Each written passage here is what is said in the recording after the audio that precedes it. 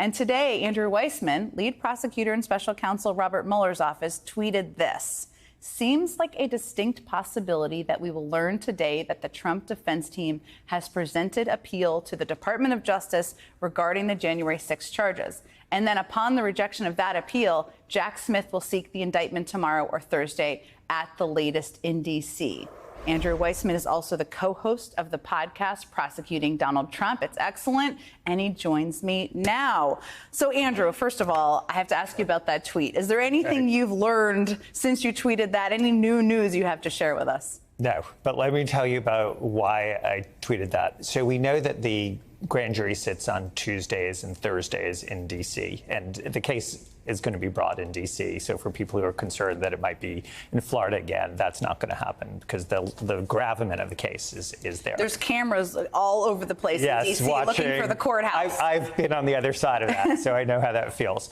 And then the other thing is that before a case is actually indicted, the defense will have an opportunity to be heard by both Jack Smith and by people at Maine, what's called Maine Justice. And so that's really what I've been waiting for, is that piece, because once we have that piece, it's going to go forward. So could it be happening and we just don't know about it? Is it typically very quiet?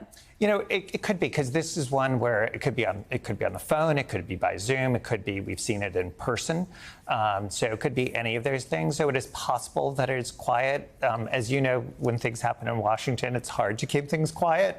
So I thought we might get some word on that, but we haven't so far. There's just a few reporters assigned to break news on this case out there. So I wanted to ask you about Bernie Kerik. And first, I just wanted to start, because I can't figure this out, why Trump waived attorney-client privilege here in this case. What would have motivated him to do that? Yeah, so for Bernie Kerik is very close to Rudy Giuliani. He served as his chief investigator, and Rudy Giuliani was looking at whether there was fraud in the election. Bernie Kerik is also a felon, and he was pardoned by Donald Trump. So that's his history.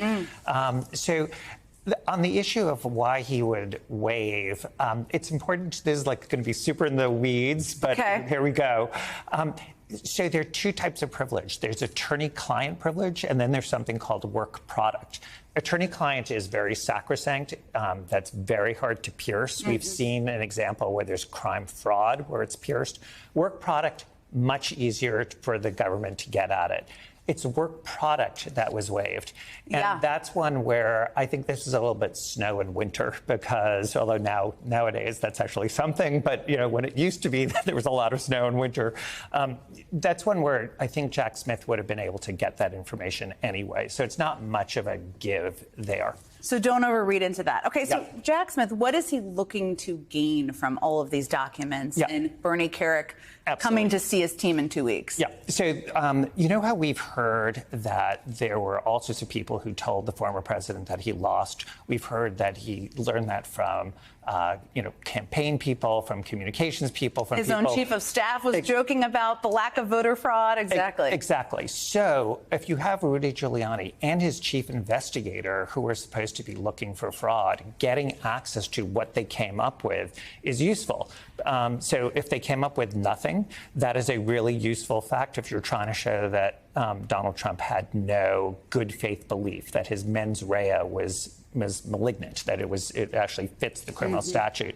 And we have reason to think that that is exactly what these documents will show, because we have a little window in the Rudy Giuliani disbarment proceedings. You really can't make this up. But in the all of this is a movie. Yes. So in the Rudy Giuliani disbarment proceedings, not in New York, but in D.C., because he's facing not one, but two disbarment proceedings, there they had Bernie Kerik documents. And what they said about them is they had no probative value.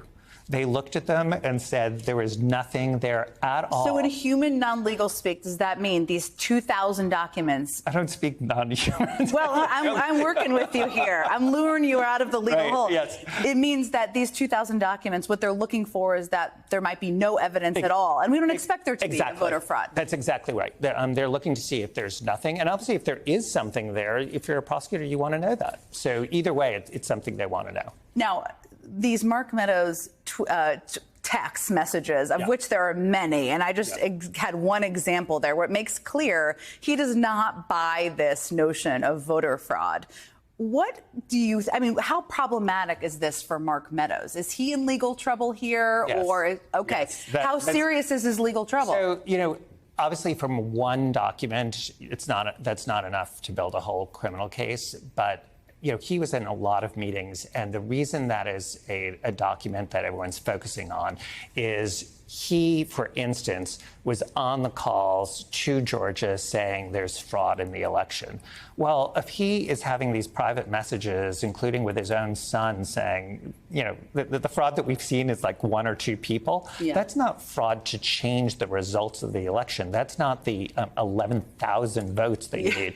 So that is there was even a joke about finding 10,000 additional votes with the White House lawyer. Exactly. So that is, if you are, just imagine, if you're a prosecutor, you're thinking, good luck with the jury.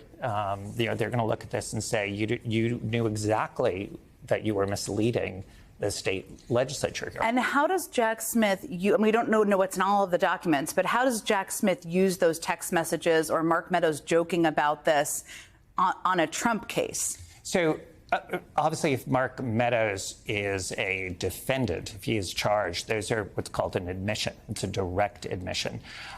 It could also come in under the rules of evidence as what's called a statement against interest, and potentially also as a co-conspirator statement. So there are a lot of different theories, but you're right to flag that, because some of the things that might be very damaging as to one defendant don't always come in as to every defendant.